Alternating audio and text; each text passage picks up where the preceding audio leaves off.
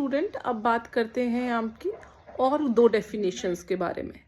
अगर बात करें भारतीय साक्ष्य अधिनियम के अंदर एविडेंस को कहाँ पे डिस्क्राइब किया गया है, यानी कि साक्ष्यों को कौन सी डेफिनेशन के अंदर डिस्क्राइब किया गया है, तो ये आपके सेक्शन 2 के ई में एविडेंसेस को डिस्क्राइब किया गया है। ये बात करता है दो तरह के एविडेंस हो सकते हैं, एक होता है आपका ओरल एविडेंस और दूसरा होता है आपका डॉक्यूमेंट्री एविडेंस।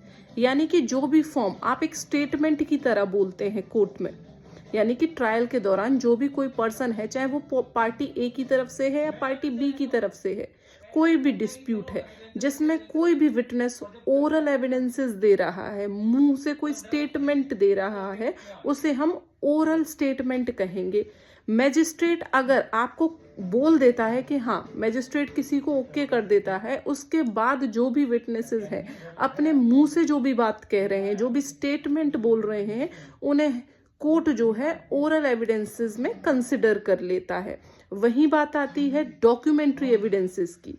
कोई भी ऐसी चीज जो कि इलेक्ट्रॉनिक फॉर्म में हो सकता है, डिजिटल फॉर्म में हो सकता है, किसी डॉक्यूमेंट की फॉर्म में हो सकता है। फॉर एग्जांपल कॉन्ट्रैक्ट है, जब भी ए और बी के बीच कोई कॉन्ट्रैक्ट होता है तो अमूमन मोस्टली वो डॉक्यूमेंट्री तरीके से होता है, तो इसको हम डॉक्यूमेंट्री एविडेंस बोलेंगे, जो कि सेक्शन 2 के ई में डिस्क्राइब किया गया है।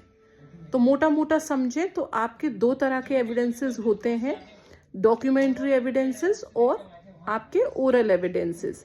जिसको प्राइमरी, जिसको बहुत ज्यादा इंपॉर्टेंस दिया गया है वो है डॉक्यूमेंट्री एविडेंस, और उसके बाद होता है आपका ओरल एविडेंस। हालांकि दोनों ही कंसीडर किए जाते हैं कोर्ट में, लेकिन फर्स्ट प्रेफरेंस जो दिया जाता है वो डॉक्यूमेंट्री एविडेंसेस को दिया जाता है।